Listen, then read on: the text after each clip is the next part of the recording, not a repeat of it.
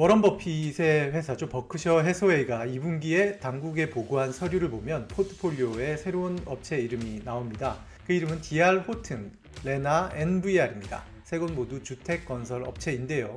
버핏이 중점적으로 투자하는 곳은 이 중에서도 DR 호튼이라는 업체입니다. 세 곳에 대한 총 투자금이 8억 달러 수준인데요. DR 호튼에만 7억 달러 이상을 투자했기 때문인데요. 우리 돈으로는 9,719억 원, 거의 1조 원에 달하는 금액을 DR 호튼에 투자한 것입니다. 이제 버크셔 해서웨이는 DR 호튼의 지분 중에 600만 주를 인수를 하면서 총 1.8%를 보유하면서 10대 주주 중 한 곳으로 올라섰습니다. 버크셔 해서웨이는 특히 2분기에는 주식을 사기보다 파는 데 집중을 했었는데요.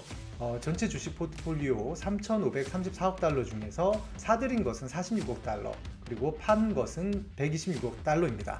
즉 2분기에 주식 순매도를 보였다는 건데요. 주식 투자를 늘릴 시점이 아니라고 봤다는 것입니다. 그럼에도 불구하고 투자를 늘린 대표적인 곳이 주택건설업계, 그 중에서도 DR 호튼입니다. 주택시장은 지난해부터 연준이 기준금리를 올린 후폭풍을 가장 크게 받는 그런 곳으로 알려져 있는데요. 버핏은 과연 지금 주택건설 시장에서 무엇을 발견했을까요? 그리고 DR 호튼은 어떤 기업이길래 1조 원의 자금을 고금리 시대에 투자하기로 결정한 것일까요?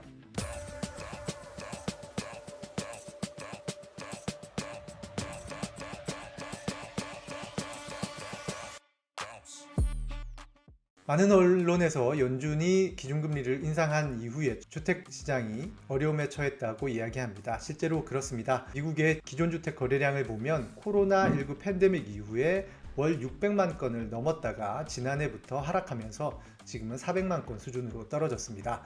이사가 없으니까 가구나 가전 소비도 줄고요. 그리고 지붕이나 데크, 단열, 인테리어 같은 이곳저곳 손을 보는 수요도 줄어들면서 관련 업체들이 어려움에 처했습니다. 실제로 버크셔 해서웨이도 지붕이나 단열재, 데크 이런 주택 기자재 업체의 지분을 가지고 있는데요. 상반기에 12%의 수익 감소를 겪었다고 합니다. 그리고 버크셔 해서웨이가 가지고 있는 부동산 중개 사업도 거래가 줄면서 2분기에 5천만 달러의 순이익이 감소했다고 합니다. 거래가 없는 이유는 금리 때문입니다. 미국의 모기지 금리가 올랐기 때문인데요. 통상 모기지 금리나 학자금 대출 같은 시장 금리는 미국의 국채 금리의 변화에 따라가게 됩니다. 그 중에서도 국채 중에서도 10년물 금리를 주로 따르게 되는데요. 이런 국채 금리는 연준의 기준 금리 영향을 받겠죠. 연준이 지난해부터 금리를 올리니까 10년물 국채 금리도 오르고 그 영향으로 모기지 금리가 뛰었습니다. 사실 모기지 금리는 그동안 저렴했습니다. 최근 몇 년간 계속해서 2% 또는 3% 수준에서 30년 고정 금리를 받을 수 있었는데요. 지금 현재는 7%까지 올랐습니다. 모기지 금리가 뛰니까 이자 부담에 집을 사는 수요가 줄어듭니다. 그런데 문제는 사는 수요도 줄어들지만 파는 수요도 줄어든다는 게 더 큰 문제입니다. 왜냐하면 현재 집을 갖고 있는 사람이 집을 팔면 다른 집으로 넘어가야 하는데, 그렇게 되면 지금 받고 있는 2에서 3%대의 저렴한 대출을 포기하고 7%의 비싼 대출을 다시 받아야 하는 의미인 것이죠. 만약에 5억 원을 3% 대출로 받아서 살고 있는 가족이 있다고 하면 이 사람이 이 집을 팔고 다시 더 큰 집을 사는데 똑같이 5억 원의 대출을 받더라도 월 나가는 대출 금액은 1,500만 원에서 3,500만 원으로 증가합니다. 월 이자만 125만 원에서 292만 원으로 껑충 뛰는데요. 만약에 원금까지 합치면 부담이 훨씬 더 커지겠죠. 그래서 많은 이들이 그냥 지금 집에서 조금 더 살자고 마음을 바꿉니다. 주택시장에서 매물이 잠기는 것이고 기존 주택시장에서 공급이 없어져서 거래가 줄어들게 된 것입니다. 그래서 주택시장에서 고금리의 진정한 영향은 수요가 줄어드는 것보다 오히려 공급이 줄어드는 효과가 있다는 것인데요.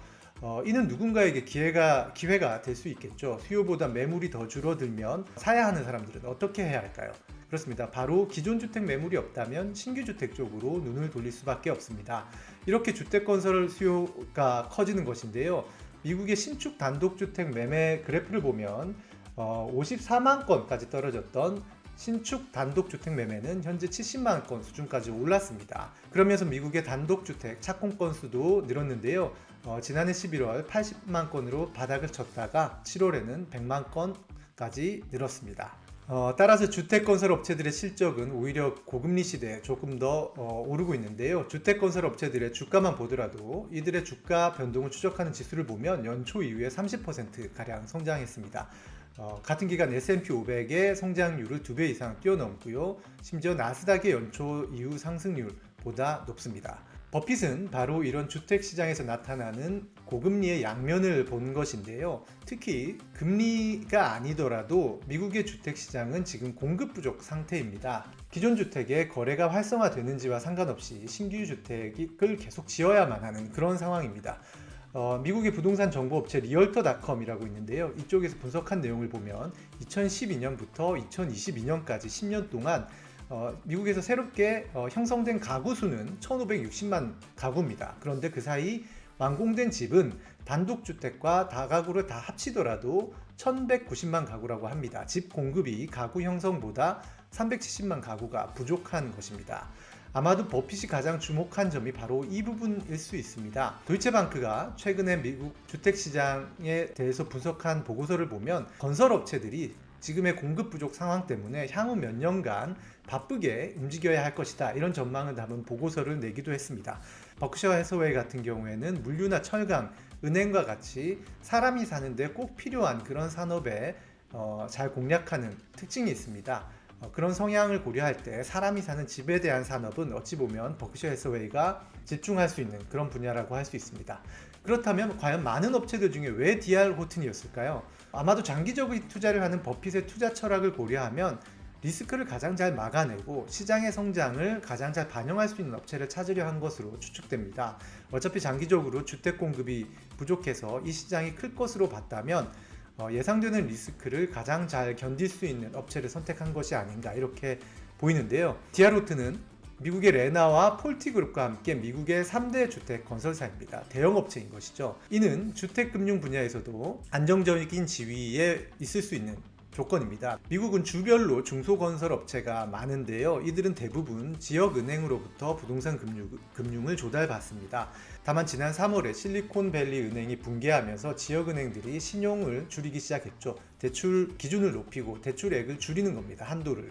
그러면서 지역 주택 건설 업체들은 활동을 하고 싶어도 크게 하지 못하는 그런 상황에 부딪힐 수 있는데요. D.R. 호튼은 일단 대형 업체이기 때문에 지역 업체 외에도 대형 은행과 거래할 수 있는 지위를 가지고 있다는 것이죠. 그러면서 지역은행 리스크에서 상대적으로 자유롭습니다. 또 다른 장점은 현금 유동성인데요. 블룸버그 인텔리전스에 따르면 D.R. 호튼이 3분기 현재 가지고 있는 현금 유동성은 46억 달러에 이릅니다. 이 회사의 10년 평균 현금 보유량이 14억 달러인데 훨씬 3배 이상 뛰어넘고 있습니다. 이 말은 침체가 왔을 때 견딜 수 있는 회복력도 강하고 신용 긴축이 오더라도 금융 여건에 덜 흔들릴 수 있다는 의미입니다. 더욱이 무엇보다 이 돈으로 이제 주요 기업을 인수하거나 주택 부지를 확보하는 데 주력하고 있는데요. 더 많은 주택 부지를 확보할 수 있는 여력이 있다는 의미는 장기 시장 여건을 볼 때 수요에 대응할 여건을 갖추고 있다는 의미입니다. 실제 D.R. 호튼이 보유한 부지는 2019년 37억 달러 규모에서 현재는 75억 달러 규모로 2배가량 늘어났습니다. 특히 D.R. 호튼은 인수합병에 적극적인 업체인데요. 시장 지위를 점점 높여간다는 의미입니다. 지난 6월에 트루랜드 홈스라는 주택 건설 업체를 인수하면서 주택 재고 155개, 주택 부지 620개 등을 일거에 확보했습니다. 그리고 그 이전에도 지난해 12월 리긴스 커스텀 홈이라는 업체를 인수했고 2020년 10월에도 브레셀톤이라는 업체를 인수하면서 몸집을 불려왔습니다. 통상 위기가 오면 하위권의 업체부터 위기를 맞죠. 이들이 놓치는 점유율은 상위권 업체가 가져가는 구조가 됩니다. D.R. 호튼은 이런 기회를 이용해서 인수합병으로 덩치를 불리고 규모의 경제를 확보하고 있습니다. 그리고 실적 자체도 호조입니다. 거시 환경이 불안정한 지금과 같은 상황에서도 D.R. 호튼은 지난 분기에 총 판매량이 전년 대비 37% 상승했습니다. 다만 주택시장에도 불안 요인이 있습니다. 모기지 금리가 최근에 다시 치솟고 있는 것인데요. 현재 미국의 30년 고정 모기지 금리는 7.09%입니다. 2002년 4월 이후에 21년 만에 가장 높은 수준인데요. 앞서 말씀드렸듯이 금리 급등은 기존 주택의 매물 잠금에 더 큰 영향을 미치기는 하지만 수요를 떨어뜨리는 요인이 되는 것도 확실합니다. 세입자들이 집을 구매하는 대신 월세를 주고 조금 더 살자, 이런 쪽으로 결정을 하게 되는 요인이기 때문이죠.